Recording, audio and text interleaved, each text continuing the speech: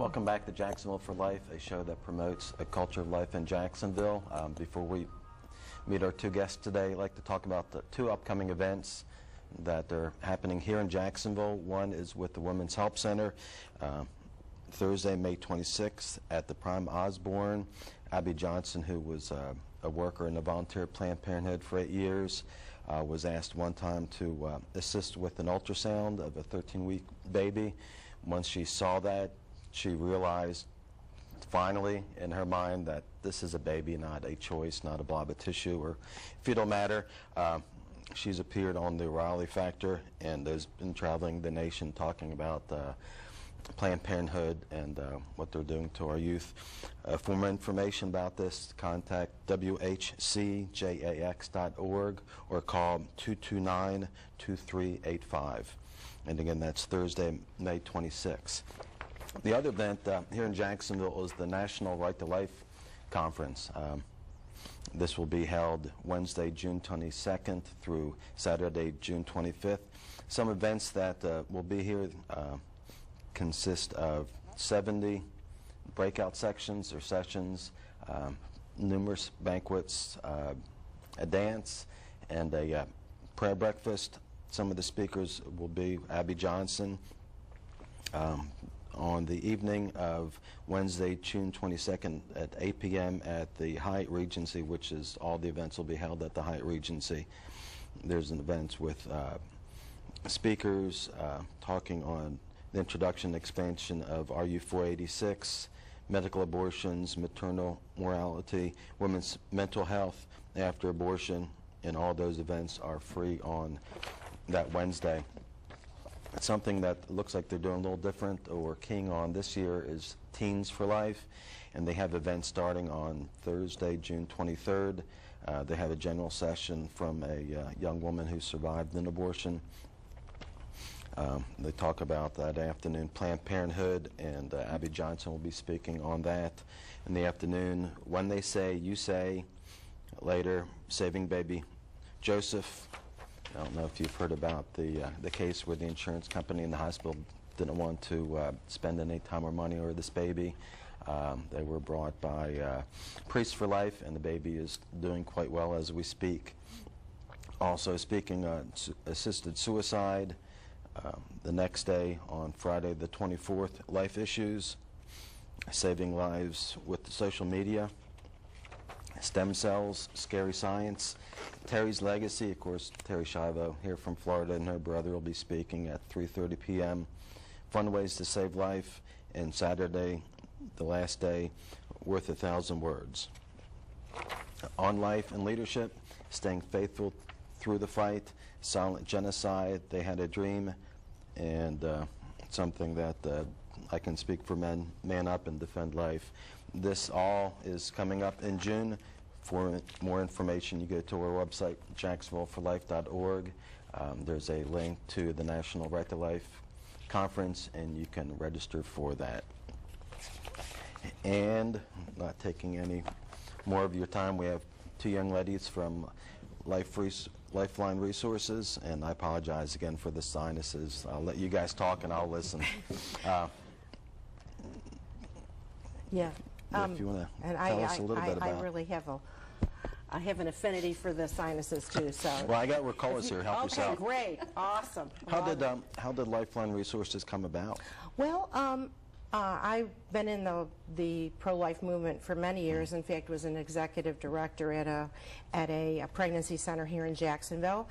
And you know, God always has different plans for you. He saw it in his heart to give me a sabbatical for a little while.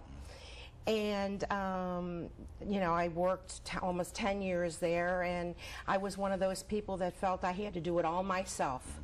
And I wasn't one to take vacations or things like that. So God saw fit for me to kind of step back a little bit. And when I did this, you know, you kind of get to that desert time. You kind of, you know, when you're in the movement, sometimes another part of your life, when you're so immersed, sometimes other parts of your life aren't taken care of, especially, you know, I going to church, saying my daily prayers and things like that, were kind of, you know, not doing so well. So I took some time. I stayed in touch. I have all my dear friends, and we started to do a Bible study. So during this Bible study time, you know how God sometimes He has a different idea for your life, and I got woke up in the middle of the night, and this was about 1.5 years out, and I ran and picked up my Bible, and it was a story about Jesus walking on the water, and how Peter just kind of said, "Lord, I want to come to you," and started walking, and then he started to sink. And all I heard was, "It's time to save mommies and babies again. Time to start."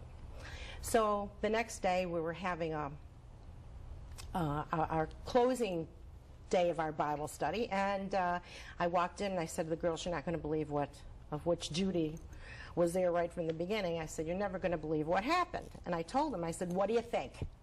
And they all said, "We're in." You know, so that's basically how we started, and you know, people started coming in our path. I had never done that before. You know, when I worked at pregnancy centers before, they were all established, and I said, "Lord, why me? You know, I've never done this before. You know, I'm going to need some help here." So basically, you know, people were put in my path, and we were lucky enough to find a wonderful donor who wishes to remain nameless. They gave us our center for a year free of rent, which is huge. And, you know, people just started to come in. We have wonderful friends at Advantage Printing that came through, and they did printing for us at a very nominal price, you know. And so, you know, things are working along, and it was actually 9 months to the day that we actually got our center. And so my girlfriend called me up and she said, "Kelly, do you realize it's been 9 months?" And I said, "No." "Well, that's something else to write down on the list because of all the little miracles that have happened." So that's where we are. We opened our doors November 1st, so we're really brand new.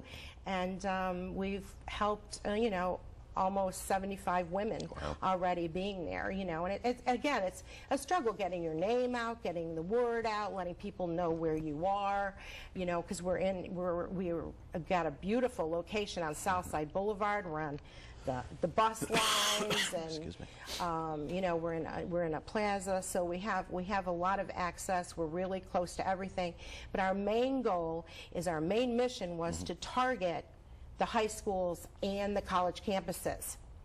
You know, our other centers, you know, brothers and sisters, have other areas covered, especially, you know, the abortion clinics. We have other centers who work with us that are, you know, more in the Mandarin area. They're all over. But this area where we are, there was actually absolutely nothing. When I plotted out all the other centers, we were right in the center. So it was a place where we were really needed. Where exactly are you on Southside? I know I work over there, and you sort of get intimidated by, you know, is it on this side? Is it north of, you know, Beach, or they're south, or right? You know, We're left at side or right side? 3733 Southside Boulevard. We're actually in between Beach Boulevard and actually we're before the movie theaters. We're kind of in that area, and we're in a plaza with a big sign that says "Pregnant?" ? You can't miss us. We had a lot of comments about the sign, but most of the girls come in because of the sign. So, right, Jenny? Yeah, we are very fortunate to, like she said, have Advantage Printing, who made a beautiful pregnancy sign for us. All it says is "pregnant" with a question mark. And that really draws in the girls. So we are very fortunate to be there in that location. What services do you guys provide? Well, we do the free pregnancy tests. We are trying to get an ultrasound. We want to offer ultrasound services. The Knights of Columbus are working with us, trying to raise money for that.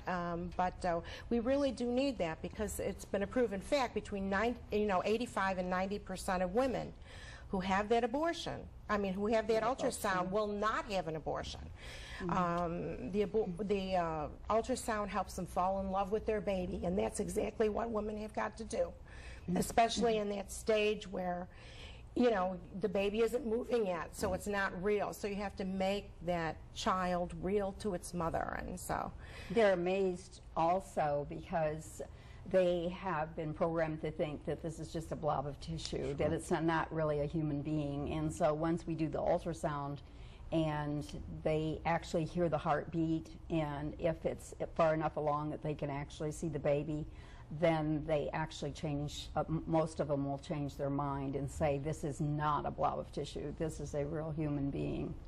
So, and we have also in our group of 12 women who are working at the center, we also already have an ultrasound technician ready to go. Yeah. But the problem is we don't have an ultrasound machine, and the Knights of Columbus are working on that for us, but it's a slow process, and we're still waiting for our ultrasound machine. So that's one of the reasons we're having our golf tournament. We're trying to raise money just to, you know, try to provide for this service for the girls.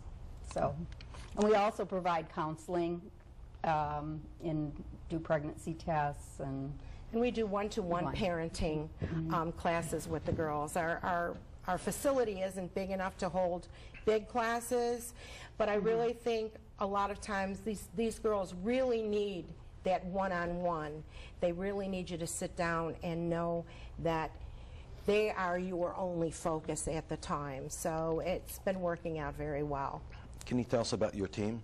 You said you had 12 folks with you? Yeah, we have 12. We have 12 women. They are all seasoned professionals. We have 2 people that do ultrasound. Judy is our volunteer coordinator, plus she's been helping. She helps with everything else. She is my right-hand person, my go-to person. In fact, she keeps me on track most of the time. I'm very right-brained, so I need somebody to kind of help me with that. So, but we have Judy. We also have Kathleen Tinker, who has been doing it for years.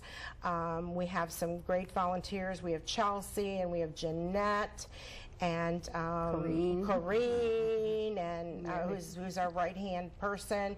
We have a great advisory team. We have John Beener, and we have Pete Royal. Diane Royal, his wife, is also on the team. She's our treasurer, God bless her. And who else have I forget? Mary Crawford and Kathy Cox, who are our sonographers. Kathy is also a nurse, so that's also great. We have Dr. Shrilanka, who is our medical director. And we just have a great team. We're just very, very blessed. Sounds it. It sounds it. I know you said earlier you wanted to target young girls. How do you plan to create an awareness?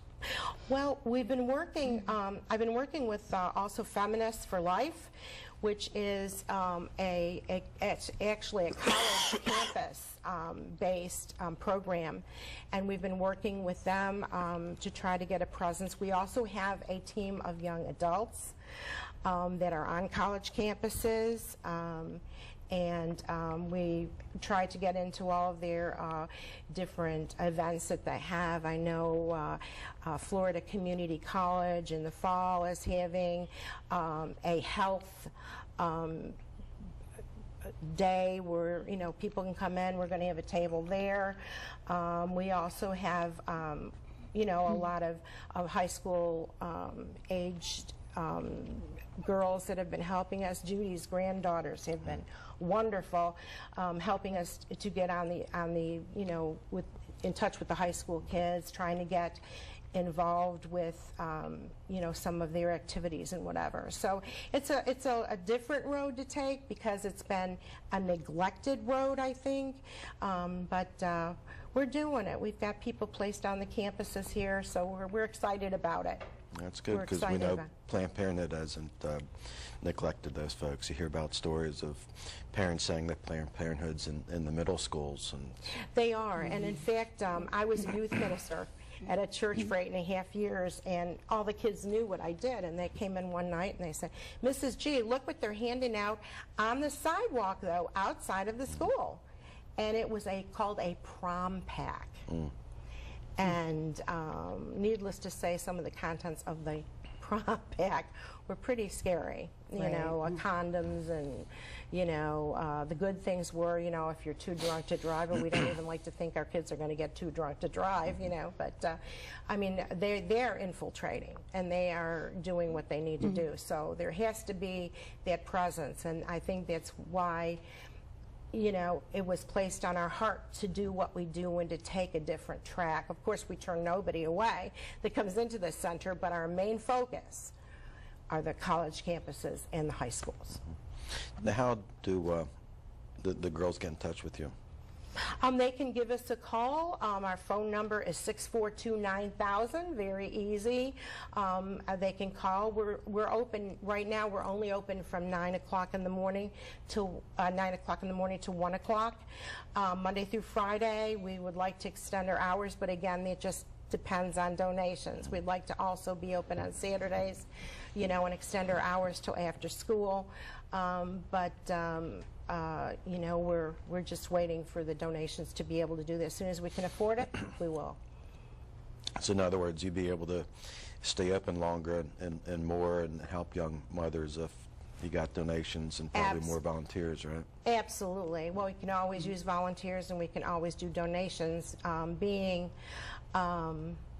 new is something special, and you know, all of the pregnancy centers are needed.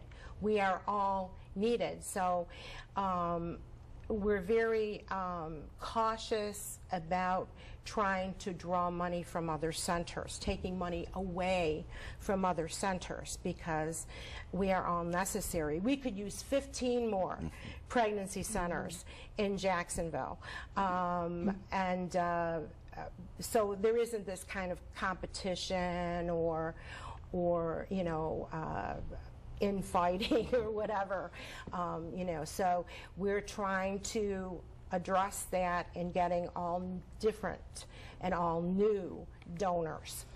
I'd just like to add, excuse me, that First Coast Women's Services has been, they're a pregnancy crisis center, and they have been just wonderful to us. Judy Weber is the director there, and when they found out that we were opening, they were just so excited for us and sent over baby clothing, just a stack of baby clothing to get us started, because that's one of the things that we do.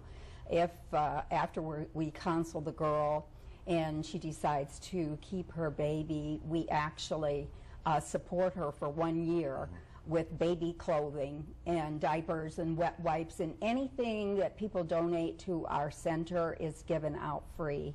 You know, and I might also say that we're all volunteers, including the director, because we don't have any money to pay her.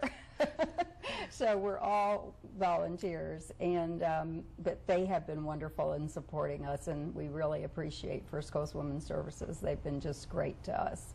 Yes, I'd also like to mention EPS. Yeah. They have been great. In fact, they've been doing all of our ultrasounds for us, since we do not have an ultrasound machine. So I want to thank them for being so helpful. Melissa, Kristen have been just wonderful to us. So Yeah, it's encouraging to hear. Yes. And we've always seen that the pro-life folks always work together, aren't territorial, or willing to share, you know, everything. And exactly, and one of the things that has also been placed on our heart is to try to put a network together, or a way for all of the pro-life groups to get together, maybe on a every 6 months basis, just to sit down, support ourselves. We haven't started that yet, but that's one of the things that's on our heart, because it does get to be a little fragmented,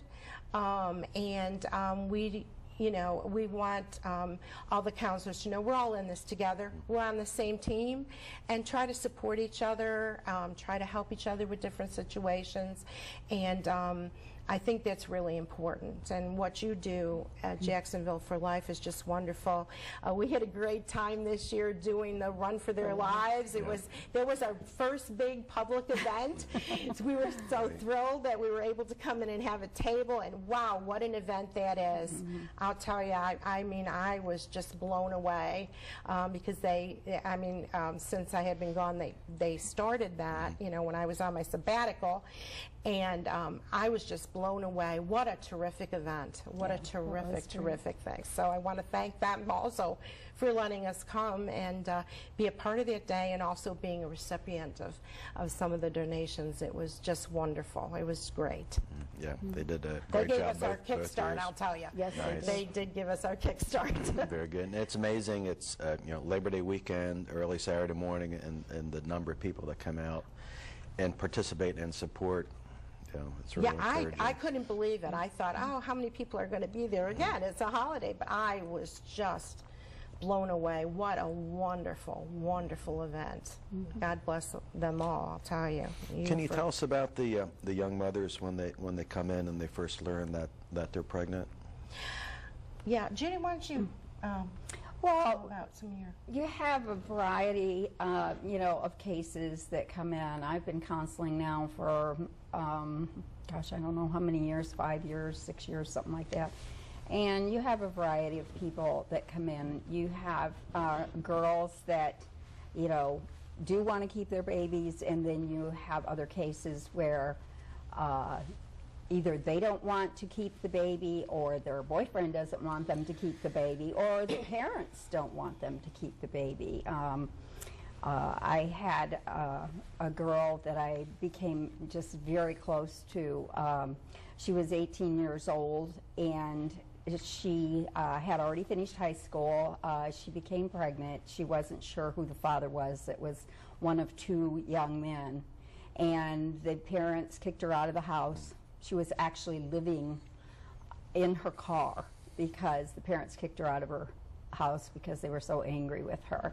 And so she didn't know how she was going to make any money, and she was told by one of her friends that the best way to make money was to go down Phillips Highway at some of the strip places. And so she started doing stripping on Phillips Highway at one of the establishments there.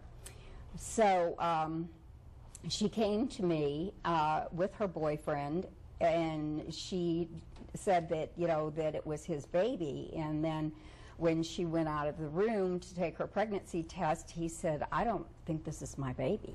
He said, I think it might be another guy's baby. And, if it is my baby, he said, I want to support it. But if it's not, I don't want to support it. Well, as it turned out, when we got the date as to when she was going to deliver, we found out that it was his baby. But the parents, the mother came in, his mother came in and said, I want this child aborted. I do not want my son, he's too young to have to go through this.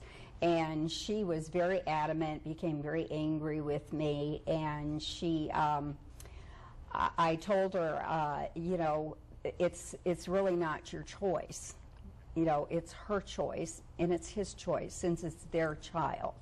And so what happened was I counseled both of them, and I talked to her, and I said, look, I said, you're just newly pregnant.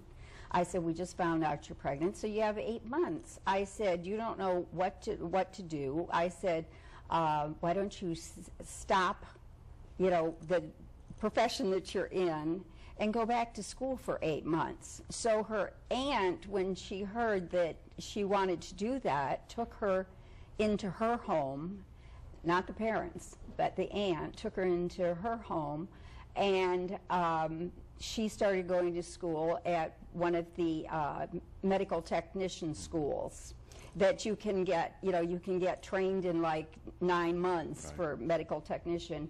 And as it turned out, she went to school there, and she delivered the baby. She and the boy got married and are very happy. She finished school, and it all turned out great. So that's one of the success stories. Now, they're not all success stories, that's the problem. So I had another girl that I counseled, and she actually got pregnant on prom night, and was already accepted into college. And she's just like, you just don't understand, I just can't have this baby. She said, my future is already planned for me, and this baby would interfere. And so I never heard from her again, but I am assuming, because every time I called, she would not answer the phone. So I assume that she probably aborted the child. But that's just an assumption, but I think it's a pretty good assumption. I'm stuck that there's a grandparent out there that would sit there and say, I don't want a grandchild. That's just... Right. Having 3, I just can't imagine saying, nah, it's well, a you have burden. I had another interesting case that just actually stunned me. I had a girl come in who was in her final year of law school, and so was her boyfriend, and she told me, I want an abortion because this is just not the right time in my life. I'm in law school, and I don't want this child yet. And so the thing that we do is we try to coax them, if they say that, we try to coax them into adopting the child. And because there's so many people out there that are just desperate for children. And she told me, she said, oh, I could never give my child away. I could never adopt it and give my child away. But yet they could do the alternative. Yeah, I can kill my baby, but I won't let someone else raise. Exactly. In the last couple minutes that we have, I wanted to ask you about your upcoming, you talked earlier about your fundraiser, if you can tell us about that. We're having a golf tournament at Southampton Golf and Country Club on the 17th, which is next Tuesday. But we're also, besides the golf tournament, we're also having a dinner, and we are very pleased to have Dr. Max Carr, who is a former abortionist, whose heart was changed on a Crucio weekend. And he is going to be there. He's going to be a speaker. We're selling tickets for the dinner only for $30. He's just really interesting to talk to, knowing that he actually did abortions himself. And it's a very trying story, but it's something everybody needs to hear. So if you don't golf, you can just come to the dinner. Come to the dinner. Everyone eats. Something for everybody. Now, how can the viewers get in touch with you folks? It's 642-9000. Very good. It's an easy number to remember, 642-9000. 9,000. And we also have our email address, which is Lifeline Resources Inc. @gmail.com. So we're available there 24 hours a day. I check it even after hours, especially if you have, even if you have a girl that, you need some advice, just email us there and we'll get back to them right away.